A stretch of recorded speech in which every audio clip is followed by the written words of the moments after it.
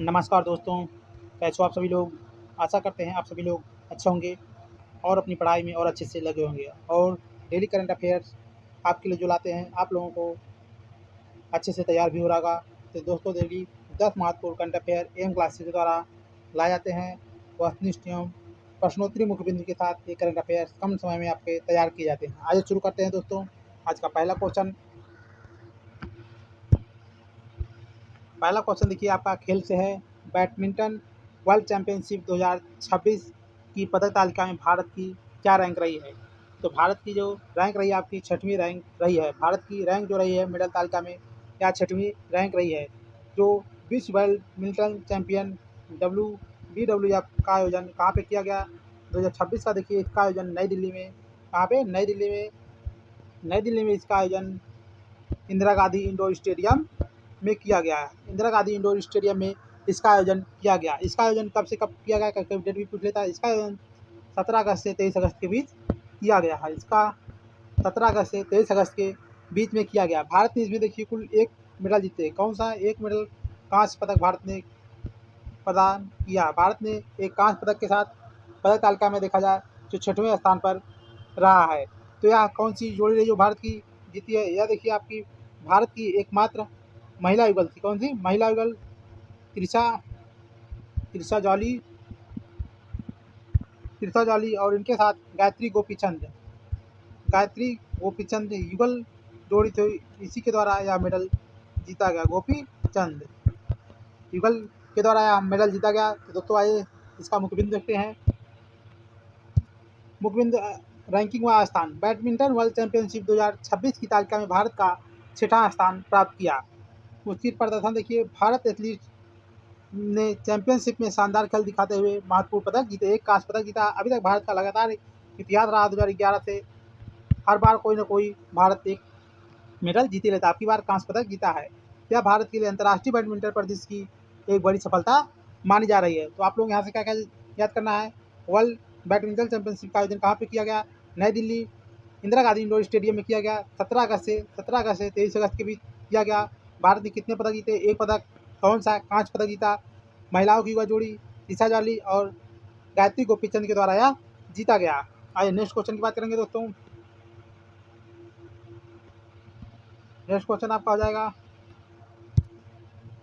2026 में भारतीय कृषि अनुसंधान परिषद ICAR ने कितनी स्वदेशी पशु नस्लों का पंजीकरण किया है। कितनी स्वदेशी नस्लों का पंजीकरण किया है। तो इसमें देखना है कौन सी हो जाएगा। इसका ऑप्शन हो जाएगा 16 नई स्वदेशी पशु नस्लों का पंजीकरण भारतीय कृषि अनुसंधान परिषद के द्वारा किया गया है। आइए इसका मुख्य बिंदु देखेंगे दोस्तों। वर्ष 2026 में ICAR द्वारा 16 नई स्वदेशी नस्लों को आधिकारिक रूप से पंजीकृत किया गया है। इसका मुख्य उद्देश्य देखिए क्या है। इसका मुख्य उद्देश्य भारत के स्वदेशी पशुधन संसाधनों और आनुवांशिक विविधता का संरक्षण करना। जो स्वदेशी पशु संसाधन है उनके आनुवांशिक विविधता जो है उनका संरक्षण करना, जिससे यहाँ पे विदेशी प्रजातियों का बोलबाला ना हो जाए। इसका लाभ क्या होगा। इस कदम से स्थानीय किसानों तथा पशुपालकों की आय बढ़ाने में मदद मिलेगी। आइए नेक्स्ट क्वेश्चन की बात करेंगे। एशियाई विकास बैंक ADB ने चेन्नई की जल आपूर्ति और स्वच्छता परियोजना के लिए कितने अमेरिकी डॉलर के ऋण की मंजूरी प्रदान की है। देखिए एशियाई डेवलपमेंट बैंक ADB जो होता है इसका मुख्यालय पूछा जाता है। इसका मुख्यालय कहाँ होता है, फिलीपींस मनीला। याद करेंगे आप लोग, फिलीपींस मनीला इसका मुख्यालय होता है। तो चेन्नई की जो जल आपूर्ति और स्वच्छता परियोजना के लिए कितने अमेरिकी डॉलर प्रदान किया गया है। तो ये आपका 230 मिलियन अमेरिकी डॉलर ADB के द्वारा प्रदान किया गया है। आज इसका मुख्य बिंदु देखेंगे और ADB के बारे में कुछ देखेंगे। ADB ने 230 मिलियन अमेरिकी डॉलर के ऋण को मंजूर दे दिया है, जिससे चेन्नई में जो जल आपूर्ति है वहाँ के संसाधनों को पूरा किया जा सके। यह राज देखिए चेन्नई शहर जल आपूर्ति, सीवरेज उपचार और जल निकासी बुनियादी ढांचों को सुदृढ़ करने के लिए यह प्रभाव किया जा रहा है। इससे जल भराव की जो समस्या, जैसे ही बाढ़ आती है जल भराव की समस्या आती है, इससे राहत मिलेगी और नागरिकों को स्वच्छ पेयजल प्राप्त होगा। आज दोस्तों बात करते हैं इसमें आपका। तो यहाँ पे देखेंगे दोस्तों, सॉरी दोस्तों, यहाँ पे ADB का मुख्यालय देखेंगे तो फिलीपींस मनीला आपको बता देते हैं। इसकी स्थापना कब की गई थी, इसकी स्थापना भी पूछी जाती है। 19 दिसंबर 1966 को एडीबी की स्थापना की गई थी। इसमें कुल सदस्य देशों की बात की जाती है, सदस्य देशों की भी कुल संख्या पूछी जाती है। तो वर्तमान समय में कुल सदस्य देशों की संख्या आपका 68 है। देखिए भारत की स्थिति, भारत एडीबी का संस्थापक सदस्य है। कैसा है? संस्थापक सदस्य है। इसका आपका मुख्यालय बता दिए, फिलीपींस मनीला इसका मुख्यालय हो जाता है। आइए दोस्तों नेक्स्ट क्वेश्चन की बात करेंगे। आपका नेक्स्ट क्वेश्चन जाएगा, भारत का पहला नॉन जीएमओ हाई एक्सपेंटेशन पॉपकॉर्न मक्का हाइब्रिड बीज किस राज्य में लॉन्च किया गया है? तो देखिए भारत का पहला, इसलिए यह परीक्षा के दृष्टि से बहुत इंपॉर्टेंट हो जाएगा। भारत का पहला नॉन जीएमओ हाई एक्सपेंटेशन पॉपकॉर्न मक्का हाइब्रिड बीज किस राज्य में लॉन्च किया गया है? यह आपका देखिए आंध्र प्रदेश में लॉन्च किया गया है। किस राज्य में? आंध्र प्रदेश राज्य में इसको लॉन्च किया गया है। इसका पॉइंट देखेंगे दोस्तों, भारत का प्रथम गैर जीएमओ पॉपकॉर्न जो मक्का होता है, पॉपकॉर्न मक्का बीज आंध्र प्रदेश में लॉन्च किया गया है। इसकी विशेषता क्या है? यह बीज उच्च एक्सपेंशन क्षमता वाला पॉपकॉर्न उत्पादन करने की क्षमता रखता है। यह कृषि क्षेत्र में तकनीकी नवाचार और मक्का किसानों के लिए जो लाभ होगा, यह एक मील के पत्थर के समान होगा, जिससे जो वहाँ किसान हैं उनको बहुत ही फायदा होगा। आइए अगले क्वेश्चन की बात करेंगे। हाल ही में आयोजित किया गया मल्हार 2026 किससे संबंधित सांस्कृतिक कार्यक्रम है? जो आपका मल्हार है, मल्हार कार्यक्रम किससे संबंधित है? आपका मल्हार 2026 किससे संबंधित एक सांस्कृतिक कार्यक्रम है? तो ये आपका हो जाएगा भारतीय शास्त्रीय संगीत और कला से संबंधित है। पूछा जाएगा मल्हार 2026 सांस्कृतिक कार्यक्रम किससे संबंधित है? तो भारतीय शास्त्रीय संगीत और कला से यह संबंधित है। आइए इसका की पॉइंट देखते हैं दोस्तों। मल्हार 2026 भारतीय शास्त्रीय संगीत और कला को समर्पित एक प्रमुख महोत्सव है। इसका देखिए आयोजन क्यों किया जाता है, इसका उद्देश्य क्या होता है? यह वर्षा ऋतु के आगमन पर तथा शास्त्रीय संगीत की राग मल्हार जो होता है उसके संरक्षण के लिए आयोजित किया जाता है। इसके लिए राग मल्हार के लिए, इसका संरक्षण के लिए किया जाता है। इसमें सहभागिता क्या होती है? इसमें देश के प्रख्यात शास्त्रीय संगीतों और वादकों द्वारा प्रस्तुति प्रदान की जाती है, जिससे यहाँ की संस्कृति को बढ़ाया जा सके और जो राग मल्हार है इसका संरक्षण किया जा सके। आइए अगले क्वेश्चन की बात करेंगे। अंडर 20 वर्ल्ड रेसलिंग कुश्ती चैंपियनशिप 2026 वुमेन्स 76 केजी कैटेगरी में गोल्ड मेडल कितने जीता है? देखिए इंपॉर्टेंट हो जाएगा, क्योंकि अंडर 20 से एक गोल्ड आया है। यह गोल्ड किसके द्वारा जीता गया है? इस वजह से यह आपका इम्पॉर्टेंट हो जाता है। यह देखिए काजल ढोचक हो जाता है। किसके द्वारा? काजल ढोचक के द्वारा अंडर 20 वर्ल्ड रेसलिंग कुश्ती चैंपियनशिप 2026 वीमेंस 76 केजी कैटेगरी में गोल्ड लाया है। गोल्ड लाए हैं, क्या नाम है इनका? आपका काजल ढोचक है। दोस्तों देखने में अंडर 20 है, लेकिन इसको पूछे जाने की संभावना ज़्यादा बढ़ जाती है, क्योंकि वुमेन्स के द्वारा गोल्ड मेडल लाया गया है। इस वजह से इसको पूछे जाने की संभावना ज़्यादा रहेगी। आज इसका की पॉइंट देखेंगे।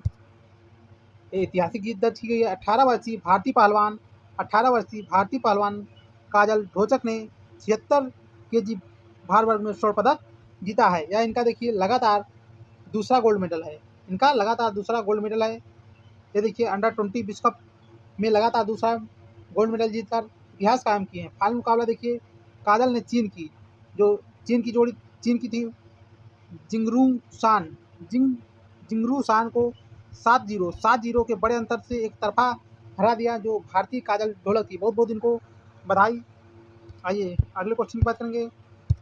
भारतीय अंतरिक्ष स्टेशन BAS, देखिए इसका फुल फॉर्म भी पूछ लेता है। BAS का फुल फॉर्म भारतीय अंतरिक्ष स्टेशन का पहला मॉडल कौन सा है? भारतीय अंतरिक्ष स्टेशन का जो पहला मॉडल है वह इसका नाम क्या है? BAS 01। क्या नाम है? BAS 01। भारतीय अंतरिक्ष स्टेशन 01 इसका पहला नाम है। भारत का पहला अंतरिक्ष स्टेशन होगा, उसका नाम BAS 01 रखा गया है। आइए इसका मुख्य बिंदु देखेंगे। मॉडल का नाम भारतीय अंतरिक्ष स्टेशन का पहला मॉडल सीधे पूछा जाएगा, इसका नाम क्या है? तो आपको याद करना है BAS 01 इसका नाम है। देखिए इसरो का एक लक्ष्य है, इस लक्ष्य को भी पूछा जाता है। जब भी कोई लक्ष्य जाता है उसको पूछे जाने की संभावना बहुत होती है। तो भारत का लक्ष्य 2035 तक अपना पूर्ण कार्यशील स्टेशन स्थापित करना है। भारत का एक लक्ष्य है कि 2035 तक अंतरिक्ष में अपना एक स्टेशन लॉन्च कर देना है, या इसरो का एक लक्ष्य है। इसका महत्व देखिए, BAS भारतीय अंतरिक्ष स्टेशन 01 मॉड्यूल्स मानव अंतरिक्ष मिशन और दीर्घकालिक वैज्ञानिक प्रयोगों की एक आधारशिला रखेगा और इसका लक्ष्य 2035 तक रखा गया है। आइए नेक्स्ट क्वेश्चन की बात करेंगे 8वें नंबर की। दुनिया की पहली IVF देसी लक्ष्मी नस्ल की मादा बछड़िया किस राज्य में पैदा हुई है? जो बछिया है यहाँ पे दोस्तों, बछिया है यहाँ पे, थोड़ा सा मिस्टेक है, यहाँ पे बछिया रहेगा। क्या रहेगा? बछिया। बछिया किस राज्य में पैदा हुई है? दुनिया की पहली IVF कौन सी है? दुनिया की पहली IVF देसी, इसका नाम देखिए, लक्ष्मी नस्ल की मादा बछिया किस राज्य में पैदा हुई है? ये आपके असम राज्य में पैदा हुई है। ऐसा भी क्वेश्चन जब होता है तो दुनिया की पहली, वेरी वेरी इंपॉर्टेंट क्वेश्चन यह हो जाएगा। दुनिया की पहली IVF देसी लक्ष्मी नस्ल की मादा बछिया किस राज्य में पैदा हुई है? तो आपके असम राज्य में पैदा हुई है। इसका की पॉइंट देखेंगे, ऐतिहासिक उपलब्धि भारत के लिए है। असम राज्य में IVF तकनीकी से पहली देसी लक्ष्मी नस्ल की, किस नस्ल की है? लक्ष्मी नस्ल की मादा बछिया का जन्म हुआ है। मादा बछिया का जन्म हुआ है। इसका नस्ल का पता देखेंगे। लक्ष्मी जो है, लक्ष्मी असम की प्रमुख स्वदेशी गौवंश नस्ल है। किसकी वंश है? यह एक गाय की नस्ल है। लक्ष्मी असम की है जो अपनी प्रतिरोधक क्षमता के लिए जानी जाती है, या अपनी प्रतिरोधक क्षमता के लिए जानी जाती है। IVF का देखिए फुल फॉर्म देखेंगे, इन विट्रो फर्टिलाइजेशन तकनीकी द्वारा स्वदेशी पशु नस्लों का तेजी से संवर्धन संभव होगा। देखिए दोस्तों, अभी कुछ पिछले महीने आप देखेंगे असम में बहुत ही भयंकर बाढ़ आई थी, वहाँ का जीवन एकदम अस्त व्यस्त हो गया था। तो आप लोग देखेंगे असम में एक कामाख्या देवी मंदिर है जो कि बहुत प्रसिद्ध है, कामाख्या देवी मंदिर। असम का नृत्य देखेंगे, बिहू, असम का नृत्य भी आता है, ये सब भी आप लोग याद रखेंगे। आइए 9वां क्वेश्चन आज का। अमेरिकी राजदूत सर्जियो गोर ने लद्दाख में किस प्रसिद्ध मठ का दौरा किया है? जो अमेरिकी राजदूत, उनका नाम याद कर लेंगे। सर्जियो गोर ने लद्दाख के किस प्रसिद्ध मठ का दौरा किया? देखिए अमेरिकी थे लेकिन लद्दाख के मठ का दौरा किए हैं, इस वजह से यह आपका इम्पॉर्टेंट हो जाता है। या देखिए थिक्से मठ, क्या नाम है? थिक्से मठ का दौरा इन्होंने किया है। कौन किया है? अमेरिकी राजदूत सर्जियो गोर। अमेरिकी राजदूत सर्जियो गोर ने लद्दाख के जो मठ हैं, थिक्से मठ, कभी कभी इसको घुमा के पूछा जाएगा, पूछ देगा थिक्से मठ किस राज्य या केंद्र शासित प्रदेश में है? तो आप बताएंगे लद्दाख केंद्र शासित प्रदेश में थिक्से मठ है। इसका दौरा अमेरिकी राजदूत सर्जियो गोर ने किया है। इसका की पॉइंट देखेंगे, अमेरिकी राजदूत सर्जियो गोर ने लद्दाख स्थित प्रसिद्ध थिक्से मठ का दौरा किया है। थिक्से मठ लद्दाख के लेह जिले में, किसमें? लद्दाख के लेह जिले में स्थित तिब्बती बौद्ध धर्म गेलुप्पा संप्रदाय से संबंधित है। किसे? गेलुगप्पा समुदाय से संबंधित है। गेलुगप्पा समुदाय से संबंधित है जो थिक्से मठ लेह जिले में स्थित है। यह मठ अपनी शानदार वास्तुकला और ल्हासा के पोताला महल जैसी बनावट के लिए जाना जाता है। चलिए आइए लास्ट क्वेश्चन की बात करेंगे दोस्तों। आज का लास्ट क्वेश्चन है, ये आपका जोपरी या जहरी नदी कौन सा है? जोपरी या जहरी नदी? जोपरी या जहरी नदी जिसके किनारे निर्माण और विकास गतिविधियों पर सुप्रीम कोर्ट ने अंतरिम रोक लगा दी, किस राज्य में स्थित है? इस नदी का नाम पूछा जाएगा। जो जोपरी या जेपरी नदी है, जेपरी या जोहरी नदी, इस पर निर्माण कार्य और विकास गतिविधियाँ चल रही थी, सुप्रीम कोर्ट ने उस पर अंतरिम रोक लगा दी है। इस किस राज्य में स्थित है? तो आपका राजस्थान राज्य में स्थित है। इस नदी को सीधे सीधे पूछा जाएगा कि जोपरी या जोहरी नदी किस राज्य में स्थित है? तो आपका राजस्थान राज्य में स्थित है। आपका क्षेत्रफल की दृष्टि से सबसे बड़ा राज्य है।